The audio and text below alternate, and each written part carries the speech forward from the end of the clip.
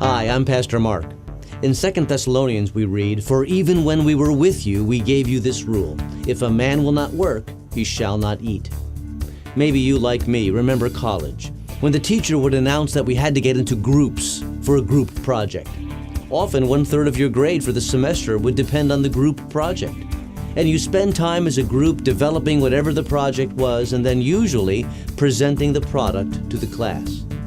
I must admit, I often thought this was much more about the teacher goofing off than it was about us learning to be collaborative thinkers.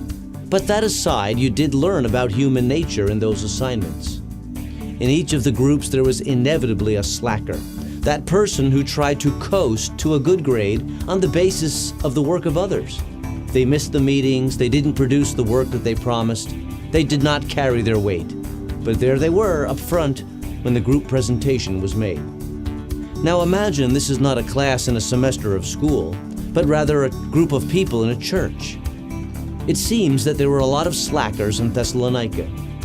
Paul writes to them and tells them to get to work. But why is it good from God's point of view to work? Once we understand that, we will understand why idleness is so bad. And one reason that work has worth is that it's a way for us to love our neighbor. Every person who works at their role is pressing order into the creation in a way that's supposed to benefit themselves and others. We all need that. Imagine what would happen if we all quit our work today and did not go back.